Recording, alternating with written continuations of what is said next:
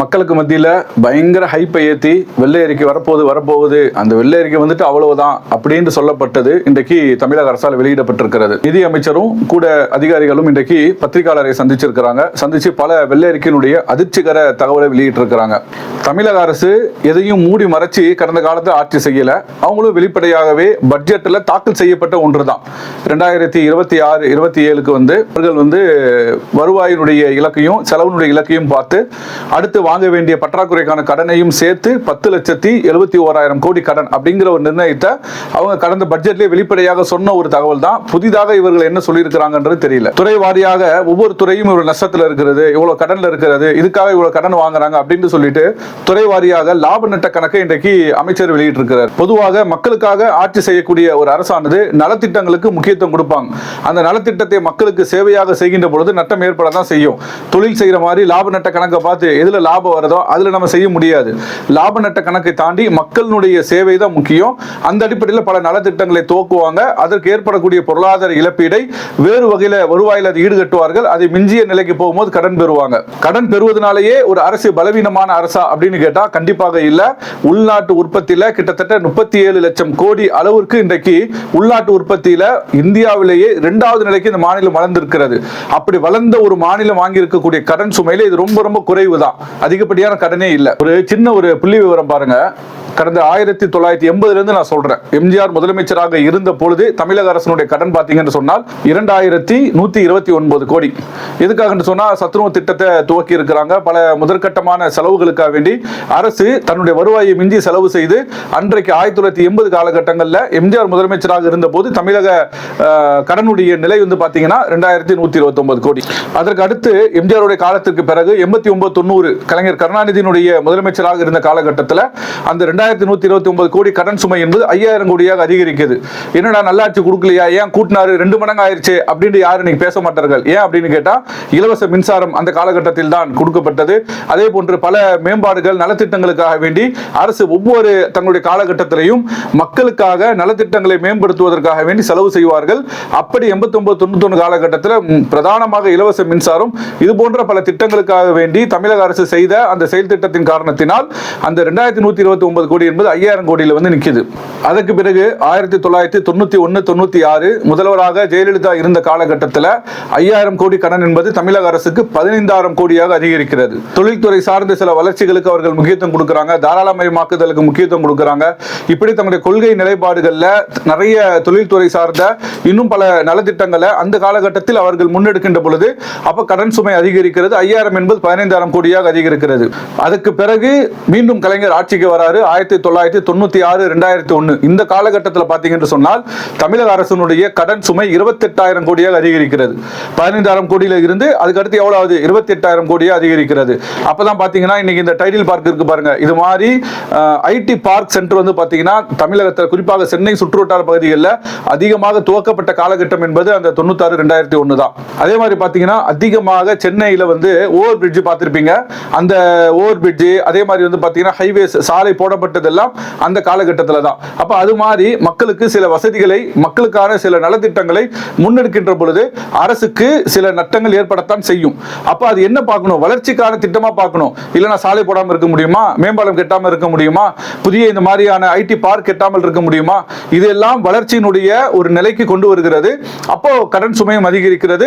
முந்தைய ஆட்சியில் உள்ள 15000 கோடி கடன் என்பது 28000 கோடியாக அதிகரிக்கிறது. அதற்கு பிறகு 2001-2006 மீண்டும் ஜெயலலிதா ஆட்சிக்கு வர்றாங்க.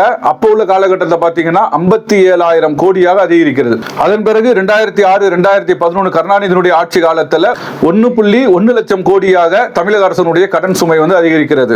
அந்த காலகட்டத்தில் தான் கூட்டுறவு கடன் தள்ளுபடி செய்யறாங்க. இலவசமாக ஒவ்வொரு வீடுகளுக்கும் டிவி இலவசமாக வண்ண தொலைக்காட்சி கொடுத்தாங்க.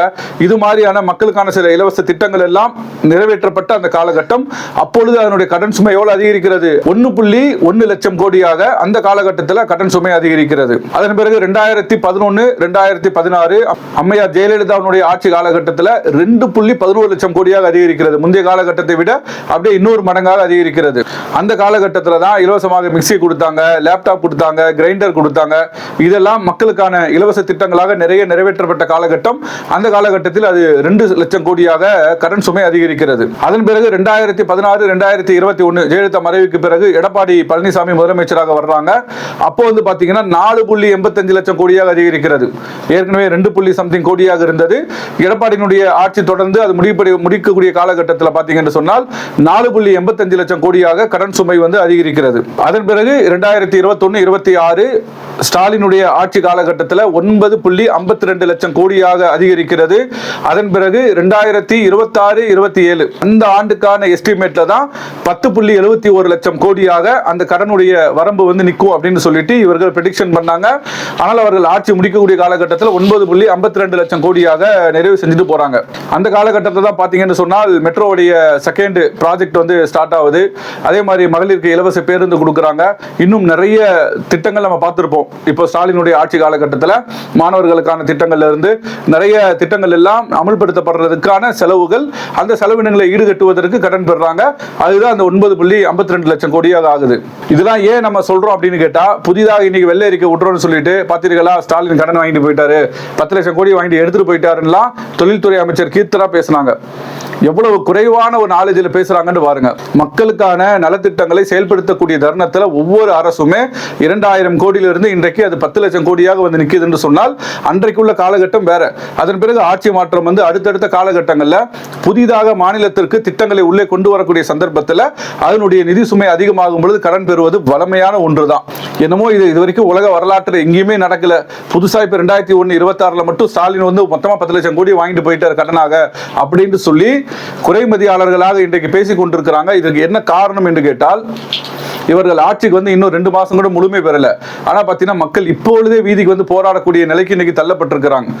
தடையில்லாத மின்சாரம் மக்களுக்கு வந்து கிடைக்கல. பெண்களுக்கு உரிய பாதுகாப்பு இன்றைக்கு இல்ல.